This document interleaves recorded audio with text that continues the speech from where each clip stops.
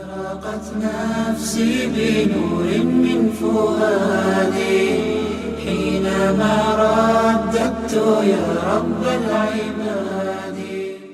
إن الحمد لله نحمده ونستعينه ونستغفره ونؤمن به ونتوكل عليه ونعوذ بالله من شرور أنفسنا ومن سيئات أعمالنا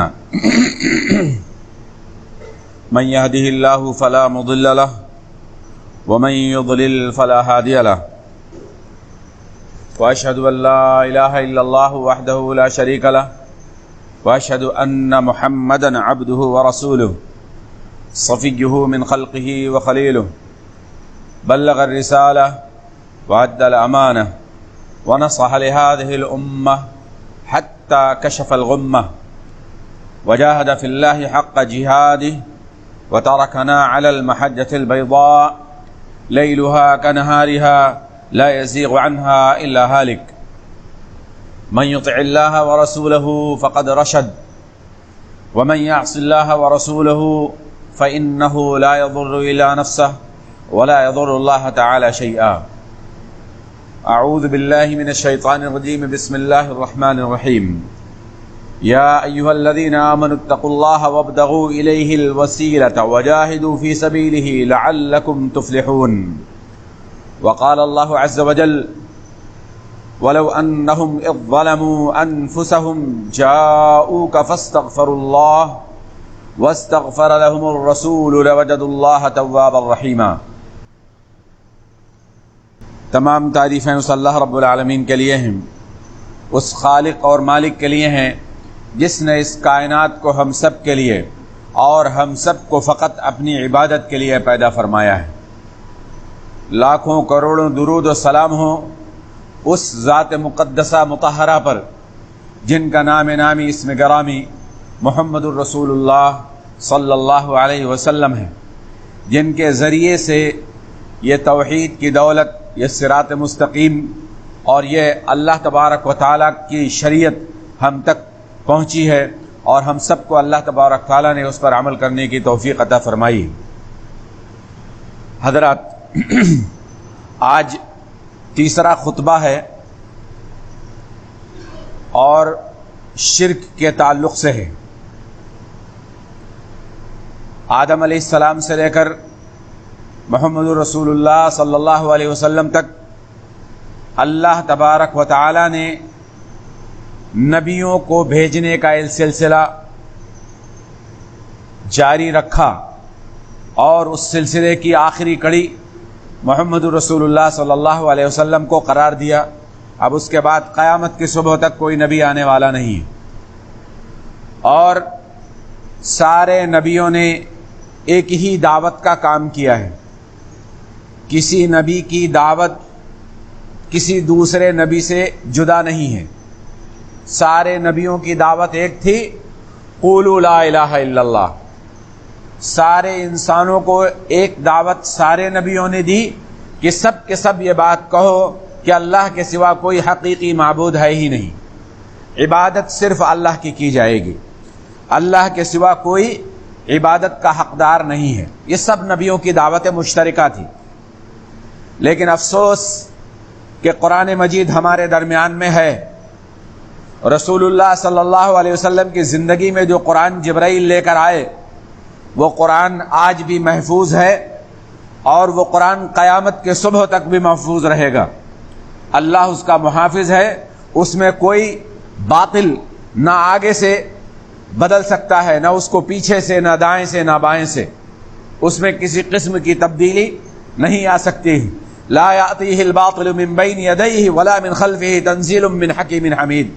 یہ اس حکیم اور حمید یعنی حکمت والے اللہ اور حمد و ثنا کے لائق اللہ کی طرف سے نازل شدہ کتاب ہے۔ باطل اس میں بہت کوششیں کرتا ہے تبدیلی کرنے کی، اس کے اندر اپنے مطلب کا معنی اور مفہوم بیان کرنے کی۔ آج اس تیسرے خطبے میں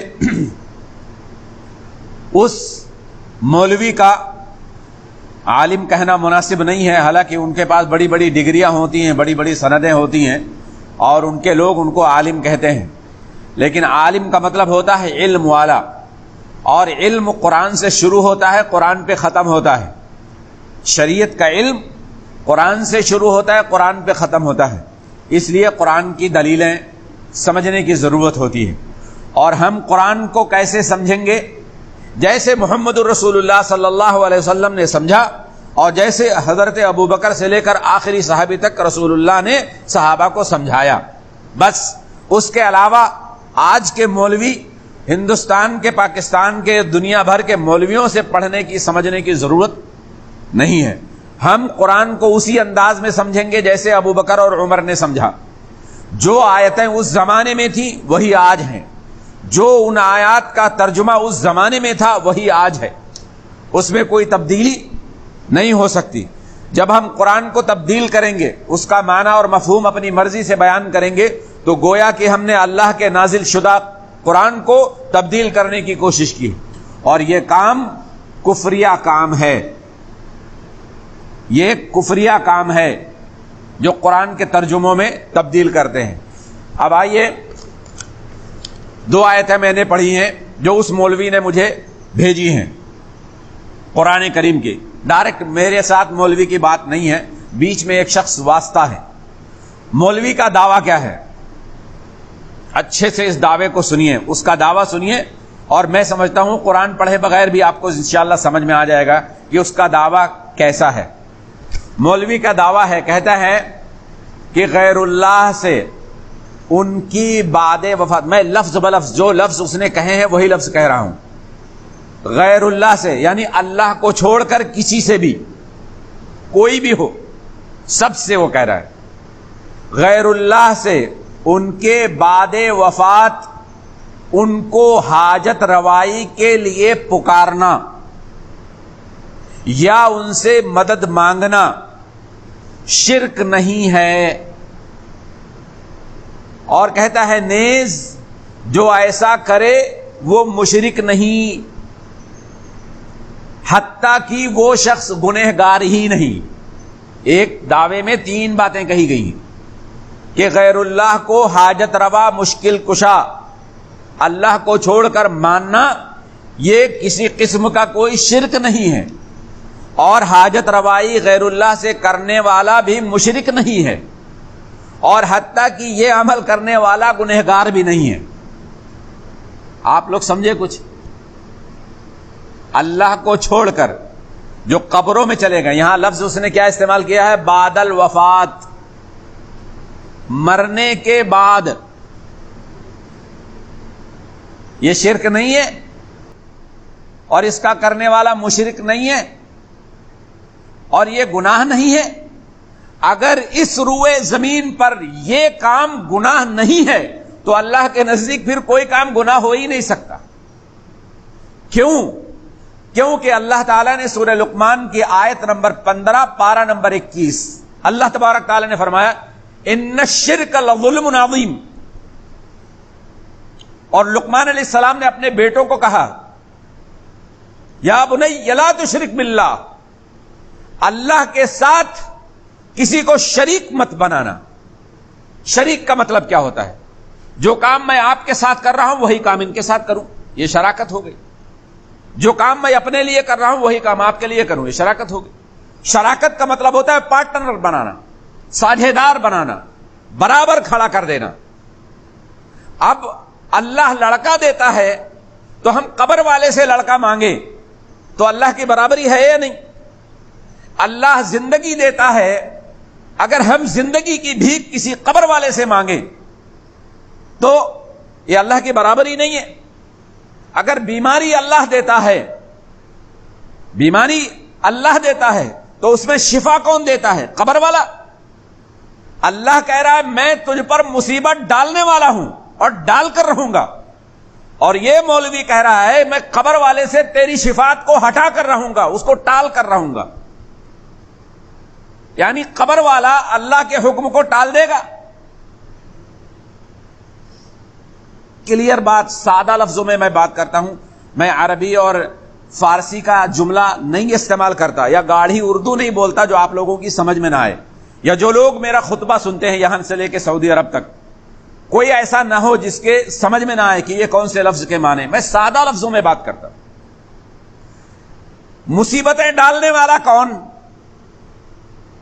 سب کا جواب ایک ہی آتا ہے، اللہ ہے نا. تو مصیبتیں ڈالنے والا اللہ ہے، تو پھر مصیبتوں کو ٹالنے والا کون ہے؟ ایک بات سمجھ لیجیے، ایک آدمی ہے جو پورے علاقے کا ذمہ دار ہے اور وہ کوئی کام کرنا چاہتا ہے اور گھر سے ایک آدمی نکلے گا ہم تمہیں کرنے نہیں دیں گے، روک لے گا وہ؟ یہ میں چھوٹی سی مثال دے رہا ہوں. روک لے گا؟ نہیں روک سکتا نا. تو اللہ تعالی اپنے بندوں کے ساتھ بیماری بھی دیتا ہے، ان کو خوشی بھی دیتا ہے، ان کو غم بھی دیتا ہے. کسی کو لڑکے لڑکے دیتا ہے، کسی کو لڑکی لڑکی دیتا ہے، اور کسی کو لڑکے اور لڑکی دونوں دیتا ہے، اور کسی کو کچھ بھی نہیں دیتا ہے. اب جب اللہ تعالیٰ نے یہ فیصلہ کر لیا کہ ہم کسی کو لڑکے ہی لڑکے دیں گے، تو اب یہ قبر والوں سے جا کے مرادیں مانگی جاتی ہیں کہ مجھے لڑکا دے، مجھے اللہ سے لڑکا دلوا. اگر بالفرض اس کی بات مان بھی لی جائے، یہ اللہ اس کی سنتا ہے، تو اللہ نے جو ارادہ کیا ہے اللہ اپنے حکم میں ثابت رہے گا یا اس کے کہنے سے اپنا حکم بدل دے گا؟ سوچو. یعنی اللہ کو کون ہرا سکتا ہے؟ اللہ کے حکم کو کون بدلوا سکتا ہے؟ مولوی کا دعویٰ یہی ہے کہ مرنے کے بعد، ان کی وفات کے بعد ان سے مانگنا حاجت روا، یعنی کوئی ضرورت ہے ان سے کہو ہماری پوری کرو، وہ پوری کر دیں گے. اور وہ کہتا ہے کہ یہ شرک نہیں ہے اور یہ کام کرنے والا مشرک نہیں ہے، حتیٰ کہ گناہ بھی نہیں ہے. بات سمجھ میں آ رہی ہے؟ اب اگر مصیبت ڈالنے والا اللہ ہے اور اس کے دعوے کے مطابق ٹالنے والا غیر اللہ ہے، تو اب دونوں میں جنگ ہوگی. اللہ کہے گا میں ڈال کر رہوں گا، اور یہ قبر والے کہیں گے میں ٹال کر رہوں گا. تو جیتے گا کون؟ آپ کس کو ووٹ دیں گے؟ کس کو جتائیں گے؟ اللہ کو یا اس کو قبر والے کو؟ اگر یہ جیتنے کے لائق ہوتا تو قبر میں جاتا، 1000 منٹ مٹی کے نیچے جاتا، کبھی کفن پہنتا، لوگ اس کو کندھے پہ لاد کے اس کو قبر میں گڑھے میں اتارتے. کوئی ایک روئے زمین پر رسول اللہ صلی اللہ علیہ وسلم سے نہیں، حضرت آدم علیہ السلام سے لے کر آج تک کوئی ایک مردہ لاؤ جو یہ دعویٰ کرے کہ میں مرا، میں خود غسل کیا، میں نے خود کفن پہنا، میں خود اپنی قبر تک گیا، میں نے خود اپنا نماز جنازہ پڑھا اور میں خود قبر میں اترا، اپنے بنگے اپنے اوپر پٹرے خود رکھے، مٹی خود ڈالی. ایک واقعہ لا کے دے دو. ہے کوئی ایسا؟ زندگی سے لے کر موت تک، مرنے والا آخری حد تک جب دنیا سے جاتا ہے تو دنیا والے لوگوں کا، وہ زندہ لوگوں کا محتاج ہوتا ہے. بات واضح ہے نا؟ اچھا، ابھی تک وہ محتاج تھا، سانس نکل گئی، دوا علاج لوگوں نے کیا، گھر والوں نے کیا، اور دفنانے کے لیے، نہلانے کے لیے، کندھے پر اٹھانے کے لیے، اور نماز جنازہ. اچھا، اگر وہ زندہ تھا، سنتا تھا، تو اپنی نماز جنازہ خود کیوں نہیں پڑھ لی؟ پیچھے تو گنہگار لوگ کھڑے ہوتے ہیں نا نماز میں، پیچھے گنہگار لوگ کھڑے ہوتے ہیں. اور اگر وہ زندہ تھا تو اپنی نماز جنازہ خود کیوں نہیں پڑھ لی؟ کبھی سنا ہے کسی نے اپنی نماز جنازہ پڑھی ہو؟ اس کی نماز جنازہ آپ پڑھتے، ہم پڑھتے ہیں، قوم پڑھتی ہے اس کی نماز جنازہ، اور وہ ویسے ہی پڑا رہتا ہے. اگر اس کے اوپر دھوپ آتی ہے تو کوئی فرق نہیں پڑتا ہے، مکھیاں بیٹھتی ہیں کوئی فرق نہیں پڑتا اس کو. لیکن جیسے ہی وہ 1000 من مٹی کے نیچے جاتا ہے، قبر میں جا کے اوپر والوں کی سننے لگتا ہے. یہ بریلوی کا دعویٰ ہے. قبر میں جانے کے بعد سننے لگتا ہے. اس کے گھر والے مرنے کے بعد روتے ہیں، چلاتے ہیں، بیوی بچے رشتہ دار پریشان ہوتے ہیں. کسی کی چیخ پکار نہیں سنتا، کسی کی نہیں سنتا وہ. لیکن جیسے ہی قبر میں جاتا ہے ویسے لوگوں کی حاجت پوری کرنے لگتا ہے. اور افسوس کی بات، یہ ایسے مولویوں کے لیے اللہ انہیں ہدایت دے. ہم بد دعا نہیں کرتے, اللہ انہیں ہدایت دے. سوچو ذرا سا, ایک شخص دنیا میں ہے, ہم اس سے بات کر سکتے, دیکھ سکتے, وہ ہماری نہیں سنتا. قبر میں جاتا ہے, جانے کے بعد میں اب جب ہم ابھی نماز پڑھیں گے تو کس کے لیے؟ اللہ کے لیے. نماز ہماری کس کے لیے ہوگی؟ اللہ کے لیے. ہم جو اللہ اکبر کریں گے اللہ سنے گا کہ نہیں؟ نہیں سنے گا. سنے گا. ثنا پڑھیں گے سبحانک اللہم و بحمدک, اللہ سنے گا نا. سب لوگ آہستہ آہستہ پڑھتے ہیں, اللہ سنتا نہیں سنتا؟ سنتا ہے. سورہ فاتحہ پڑھتے ہیں ابھی ہم لوگ نماز میں, اللہ سنتا کہ نہیں سنتا؟ اللہ اکبر کہتے ہیں, سمیع اللہ لمن حمدہ کہتے ہیں, ربنا لک الحمد کہتے ہیں, سبحان ربی العظیم کہتے ہیں, اللہ اکبر کہتے ہیں, سبحان ربی الاعلیٰ کہتے ہیں. نماز میں اللہ اکبر سے لے کر سلام پھیرنے تک وہ کون سا لفظ ہے, کون سا جملہ ہے جو اللہ نہیں سنتا؟ آپ کی جو نمازیں آپ آہستہ پڑھتے ہیں وہ اللہ کے علم میں ہے کہ نہیں ہے؟ نہیں ہے. قبر والے کو بتانا پڑے گا کہ تیرا فلاں بندہ نماز پڑھ رہا ہے, بتانا پڑے گا. سوچو سوچو یہ سب کیسے مولوی ہیں. جب ابھی ہم نماز پڑھیں گے ہماری ساری آوازوں کو, ہمارے دل میں جو وسوسے ہیں ان کو بھی اللہ تعالیٰ جانتا ہے. ٹھیک ہے, تو ہم زندہ ہیں, ہماری ڈائریکٹ اللہ سن رہا ہے. افسوس یہ ہے کہ ہم زندہ لوگوں کا عقیدہ یہ مولوی ایسے بنا رہے ہیں کہ نہیں, تم زندہ ہو, اللہ تمہاری نہیں سنتا, تم اس قبر والے مرے ہوئے سے مانگو, یہ تمہاری سنے گا, یہ وہاں پہنچائے گا. یعنی اللہ زندے کی نہیں مردے کی سنے گا. سوچو یہ کہاں کہاں گمراہی پھیلائی گئی ہے, کس کس گڑھے میں امت کو ڈھکیلا گیا ہے. ہم زندہ ہیں, اللہ ہماری نہیں سنے گا. ہم اس مرے ہوئے کو سنائیں تو وہ ہماری سنے گا, پھر وہ مرا ہوا آسمان پہ لے کے جائے گا. کیوں؟ اللہ کو نہیں معلوم ہے مجھے کس بات کی ضرورت ہے, مجھے بھوک لگی کہ نہیں لگی, اللہ کو پتا ہے. اس کو تو جب میں بتاؤں گا تب پتا چلے گا. اللہ تو میرے حالات, میری زندگی کی کتنی سانسیں باقی ہیں یہ اللہ کو پہلے سے معلوم ہے. میری زندگی میں کیا کیا مصیبتیں پریشانیاں آئیں گی, کس بندے کو کیا معاملات پیش آئیں گے, اللہ کو پہلے ہی معلوم ہے. یعلم ما بین ایدیہم وما خلفہم, آیت الکرسی آپ پڑھتے ہیں نا, کیا فرمایا اللہ تعالیٰ؟ یعلم ما بین ایدیہم وما خلفہم. ارے اللہ تو وہ ہے جو تمہاری آنے والی زندگی کے بارے میں بھی جانتا ہے, اور جو تم زندگی گزار چکے ہو تمہارا پچھواڑا بھی جانتا ہے. تمہارا جو پیچھے کی زندگی گزر چکی ہے, اللہ سے اگواڑا پچھواڑا کچھ چھپا. آنے والی زندگی میں کتنی سانسیں, کتنی پریشانیاں, کتنی مصیبتیں, کتنے دکھ, سب اللہ کو پتا ہے. تو جب اللہ کو پتا ہے تو یہ کیا بتائے گا جا کے؟ جس کو جا رہے ہیں آپ پکارنے مانگنے, وہ اللہ کو کیا بتائے گا جب اللہ کو پہلے ہی معلوم ہے؟ تو یار جس کو پہلے سے پتا اس کو بتاؤ. لیکن مولوی کہتا ہے کہ یہ گناہ نہیں ہے. دلیل کیا پیش کرتا ہے؟ اب دلیل سنو اس کی. کہتا ہے سورہ مائدہ پارہ نمبر 6 آیت نمبر 35, کہتا ہے یا ایھا الذین آمنوا اتقوا اللہ. اب بتانا اس میں اس کی دلیل کہاں چھپی ہوئی.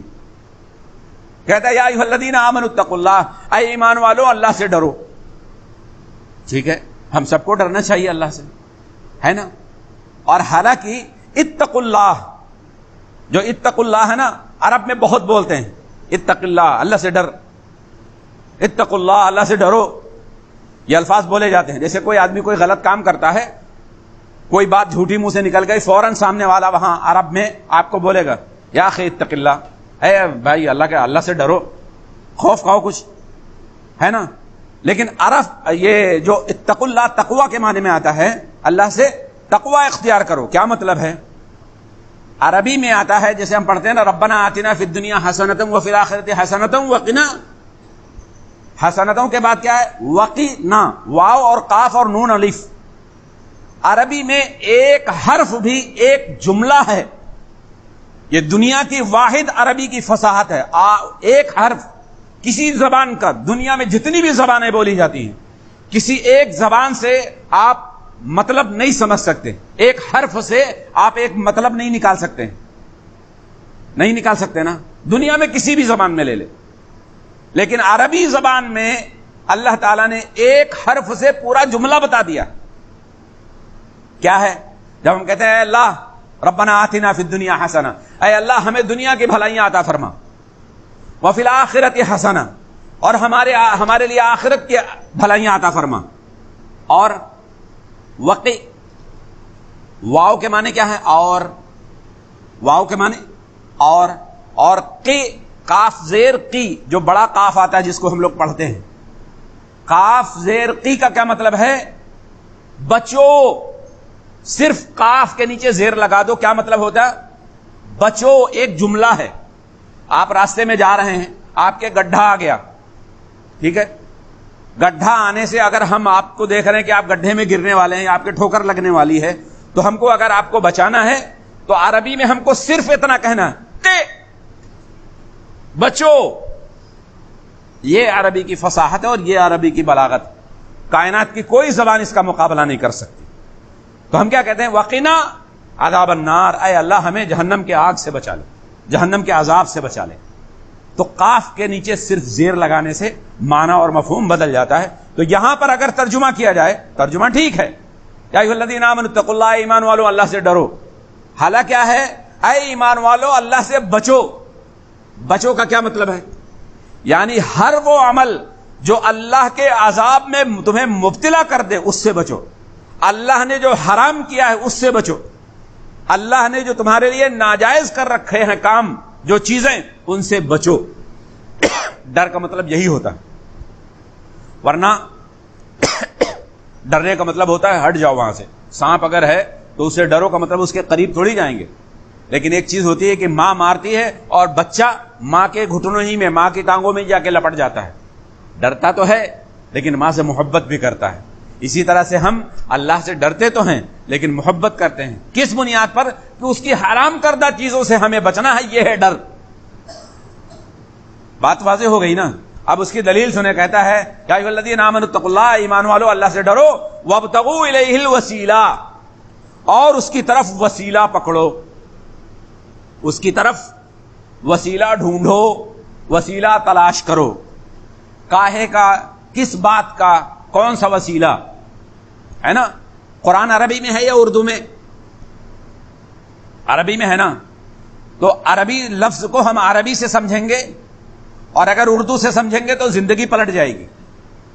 ہم کو عربی سے ہی سمجھنا پڑے گا کہ اللہ تعالیٰ نے وسیلے کا کیا مطلب، اور رسول اللہ نے صحابہ کو وسیلے کا کیا مطلب، اور صحابہ نے امت کو وسیلے کا کیا مطلب بتایا ہے نا. وابتغوا الیہ وسیلہ، اور اس کی طرف وسیلہ پکڑو، ڈھونڈو، تلاش کرو. اور آگے کیا ہے؟ وابتغوا الیہ الوسیلۃ وجاہدوا فی سبیلہ. یہ ہے وسیلہ. وجاہدوا فی سبیلہ، اللہ کے راستے میں جہاد کرو. اب جہاد کا معنی لوگوں نے مختلف کر دیا ہے. حالانکہ رسول اللہ نے، اللہ نے، صحابہ نے جو جہاد کا مطلب سمجھا ہے، دین کے دشمن سے، اسلام کے دشمن سے، مسلمان کے دشمن سے ٹکرانے کا نام جہاد ہے. بات سمجھ میں آئی؟ اب لوگ قلم سے جہاد کر رہے ہیں، لوگ تقریر سے جہاد کر رہے ہیں، لوگ اس سے کر رہے ہیں، لوگ اس سے کر رہے ہیں، لوگ چلت پھرت سے جہاد کر رہے ہیں.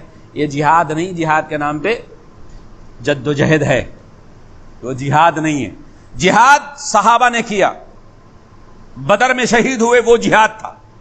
غزوہ احد میں شہید ہوئے وہ جہاد تھا. غزوہ حنین میں شہید دیے وہ جہاد تھا. غزوہ تبوک ہوا وہ جہاد تھا. غزوہ یرموک ہوا وہ جہاد تھا. غزوہ خندق ہوئی وہ جہاد تھا. اس کا نام جہاد ہے. ہمارے ہاں جہاد کا معنی ہی بدل دیا گیا. کچھ لوگوں نے تو گٹھری اٹھا کے چلنے کو جہاد قرار دے دی. اپنا اپنا جہاد ہے. نہیں، اگر اللہ تبارک تعالیٰ کے ساتھ جہاد کرنا چاہتے ہو تو اپنی جان کی قربانی دینا پڑے گی. اس کا نام جہاد ہے. اپنا تن من دھن، اپنی جان، اپنا مال، اپنا وقت، سب اللہ کے راستے میں تم کو لگانا پڑے گا. اگر واپس آ جائے تو اللہ کا شکر ادا کرو، اور شہید ہو جائے تو خوش ہو جاؤ، جنت تمہارے لیے. تو کیا اللہ کے ساتھ وسیلہ کاہے کا پکڑنا ہے ہمیں؟ جہاد کا. پوچھو مولوی سے کتنی بار جہاد کے لیے نکلا ہے. وسیلہ کون سا پکڑا ہے؟ قبر والے کا. وسیلہ پکڑا ہے غیر اللہ سے مانگنے کا. اللہ نے خود بتا دیا نا، وجاہدوا فی سبیلہ وابتغوا الیہ الوسیلۃ وجاہدوا فی سبیلہ. اللہ کے لیے قرب، اور وسیلے کا مطلب ہوتا ہے قرب، ذریعہ، تقرب. الوسیلۃ تقرب الی اللہ. وسیلے کا مطلب ہے اللہ کے قریب ہونے کا، اور اللہ کے قریب ہونے کا سب سے بہترین اور سب سے عظیم اسلام کی جو چیز ہے، جو اسلام کی چوٹی ہے، وہ جہاد ہے، جس کا نام جہاد ہے. اللہ کے قریب ہونے کا سب سے بہترین طریقہ جہاد ہے. اور آپ جانتے ہیں جو جہاد کرتا ہے وہی شہید ہوتا ہے، اور شہید کی موت کائنات کی تمام اموات میں سب سے افضل موت ہوتی ہے، جس کو رسول اللہ صلی اللہ علیہ وسلم نے کہا ہے کہ میری تمنا ہے کہ میں اللہ کے راستے میں شہید کیا جاؤں، پھر زندہ کیا جاؤں، پھر شہید کیا جاؤں، پھر زندہ کیا جاؤں، پھر شہید کیا جاؤں. یہ ہے تمنا رسول اللہ. کیوں؟ کیونکہ شہادت ایک ایسا مقام ہے جو اللہ کے سب سے زیادہ قریب کر دیا جاتا ہے. اور ہم دعا مانگتے ہیں. اذان ابھی ہوئی ہے، میں نے دعا پڑھی ہے، آپ لوگوں نے بھی پڑھی ہوگی. اللہم رب ہذہ الدعوۃ التامۃ والصلاۃ القائمۃ آتی محمد، آگے کیا پڑھتے ہیں؟ آتی محمدن الوسیلۃ. یہ یہاں وسیلہ کیا ہے اس کو سمجھو. ہم جب اذان سنتے ہیں، اذان کے بعد دعا مانگتے ہیں نا، تو دعا میں کیا کہا جاتا ہے؟ آتی محمدن الوسیلۃ. اے اللہ محمد کو وسیلہ عطا فرما، یعنی محمد صلی اللہ علیہ وسلم کو وسیلہ عطا فرما. اور وسیلہ کیا چیز ہے؟ جنت میں ایک مقام ہے جو صرف اور صرف وہ مقام رسول اللہ نے فرمایا کہ میرے لیے مانگو، اور مجھے امید ہے کہ یہ مقام میرے لیے ہی بنایا گیا ہے. لہذا ہر اذان کے بعد میرے ہر امتی کو یہ دعا مانگنی چاہیے اللہ سے کہ اے اللہ اس مقام کو، اس مرتبے کو، اس جگہ کو محمد الرسول اللہ صلی اللہ علیہ وسلم کو عطا فرما. کیا پتہ چلا وسیلہ کیا چیز ہے؟ ہم مانگتے ہیں، دعا موجود ہے آپ کے پاس. آتی محمدن الوسیلۃ، محمد صلی اللہ علیہ وسلم کو وسیلہ عطا فرما. وسیلہ ایک مقام کا نام ہے. اب آئیے لفظی ترجمے پہ. وسیلے کا مطلب ہوتا ہے تقرب الی اللہ، اللہ کے قریب ہو جانا. اس غور سے پڑھ لیں. اگر ہم اردو کے چکر میں پڑھیں گے تو قرآن کے کئی الفاظ ایسے ہیں جو شریعت کے اندر اگر اس کا معنی اردو کے حساب سے کیا جائے تو زندگی بدل جائے گی، اسلام کی تیاں پانچا ہو جائے گا. میں آپ کو ایک دلیل دیتا ہوں اس کے لیے. لفظ وسیلہ قابل غور ہے. اس لفظ وسیلہ میں اردو میں تو ذریعے کے معنی آتے ہیں، یعنی کسی چیز تک پہنچنے کا کوئی ذریعہ بنا لینا، سفارش کے لیے کسی کو وسیلہ بنا لینا. لیکن عربی زبان میں، یہ اردو زبان میں تھا، اب عربی زبان میں سنیے. عربی زبان میں وسیلے کے معنی ہے قرب، یعنی اللہ کا قرب حاصل کرنا.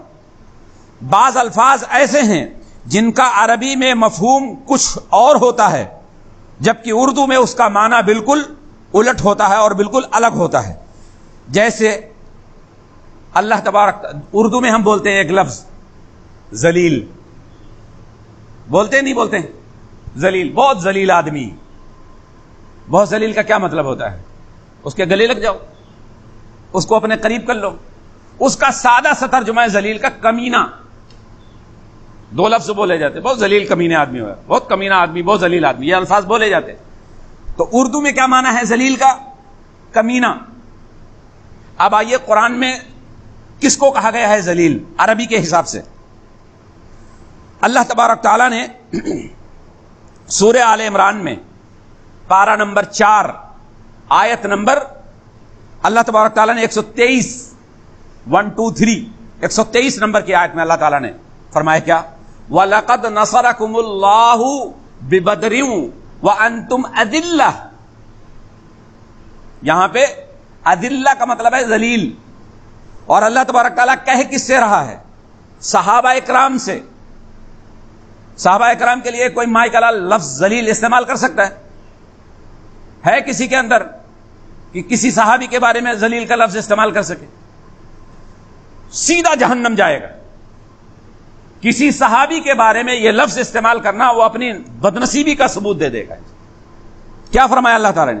وَلَقَدْ نَصَرَكُمُ اللَّهُ، اور یقیناً اللہ تبارک تعالیٰ نے تمہاری مدد کی تھی. کب؟ بِبَدْرٍ، بدر کے دن جب تم جنگ کی حالت میں تھے. وہ 1000 کا لشکر لے کے آئے تھے اور تم 313 تھے، تم کم تھے. ان کے پاس اسلحہ تھا، اوزار تھے، اور تمہارے پاس کچھ بھی نہیں تھا، یعنی تم ان کے مقابلے میں کمزور تھے، ہے نا؟ تو اذلہ کا مطلب عربی میں آتا ہے کمزور۔ اللہ تبارک تعالیٰ نے صحابہ کو یہ یاد دہانی کرائی، وَلَقَدْ نَصَرَكُمُ اللَّهُ بِبَدْرٍ وَأَنْتُمْ أَذِلَّةٌ، یاد کرو وہ وقت جب ہم نے تمہاری مدد کی تھی بدر کے واقعے میں، بدر کی جنگ میں، اس وقت تم کمزور تھے۔ اب کمزور کا ترجمہ اذلہ کے اعتبار سے ذلیل کیا جائے تو صحابہ کو یہ لفظ کہا جا سکتا ہے، کہنے والے کا ایمان ختم ہو جائے گا۔ بات سمجھ میں آ رہی؟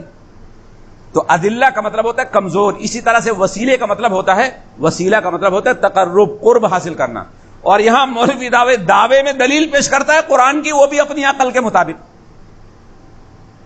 اور جو معنی ہے اصل کہ اگر اللہ کا قرب چاہتے ہو، اللہ کا پڑوس چاہتے ہو، اللہ کی جنت چاہتے ہو، محمد رسول اللہ کا ساتھ چاہتے ہو، جنت میں جانا چاہتے ہو، صحابہ کی زندگی گزارنے والے بنو، جہاد کرو اللہ کے راستے میں، اپنی جان گنوا دو، اپنا سر کٹا دو، اپنا جسم لٹا دو، اپنی دولت لٹا دو، یہ سب سے بڑا قرب ہے۔ مولوی قبر سے ہٹے تو یہ سب کرے گا نا، بعد میں دعا مانگتا ہے اللہ ہم کو شہادت کی، جب شہادت کے راستے میں نکلو گے تب شہادت آئے گی نا، گھر بیٹھے شہادت آتی ہے کیا؟ حلوہ مانڈا پوری کچوڑی کھانے میں شہادت ملے گی؟ یہ پیٹ کا چکر ہے اور کچھ نہیں۔ لہذا تفصیل بہت ہے، انشاءاللہ دھیرے دھیرے کر کے میں ایک ایک چیز کا جواب دوں گا۔ تو یہ آیت کیا ہے؟ یہ آیت اللہ کے راستے میں ایمان کو مضبوط کرنے کے لیے کہی گئی، اللہ کے حرام کردہ چیزوں سے بچنے کے لیے کہی گئی، اور اللہ کے قریب آنے کے لیے، اللہ کے راستے میں جہاد کرنے کے لیے کہی گئی۔ قبروں سے مانگنے کی اس میں کون سی دلیل ہے؟ قبروں سے مانگنے کی کوئی دلیل ہے؟ اور اگر قبروں سے مانگنے کی دلیل ہوتی تو یاد رکھو میرے دوستوں اور تمام مسلمانوں، رسول اللہ صلی اللہ علیہ وسلم سے بڑی قبر، محترم قبر، عظمت والی قبر کائنات میں کوئی دوسری نہیں بنی، اور اس کے بعد پھر ابو بکر اور عمر ہے۔ لیکن کیا کسی صحابی نے کبھی رسول اللہ اور ابو بکر اور عمر کی قبر پر جا کر ہاتھ پھیلایا اور وسیلہ لگایا؟ کسی صحابی سے ایک دلیل دے دو۔ وہ ٹامک ٹوئیاں، ضعیف، موضوع اور من گڑت حدیثیں بنا بنا کر جو ہے امت کو گمراہ کیا جاتا ہے، ورنہ ایسی کوئی دلیل موجود نہیں ہے کہ رسول اللہ صلی اللہ علیہ وسلم کے انتقال کے بعد، انشاءاللہ اگلے خطبے میں اور تفصیل آئے گی آپ کے سامنے، تفصیل بہت ہے اس لیے وقت زیادہ ہو جاتا ہے۔ میں معذرت چاہتا ہوں کہ یہ خطبے ایسے ہیں جو آپ کے ایمان کی ضمانت ہے، شرک سے بچنے کا ذریعہ ہے، میں اس لیے تھوڑا سا وقت آپ کا لیتا ہوں تاکہ آپ کا ایمان مضبوط رہے۔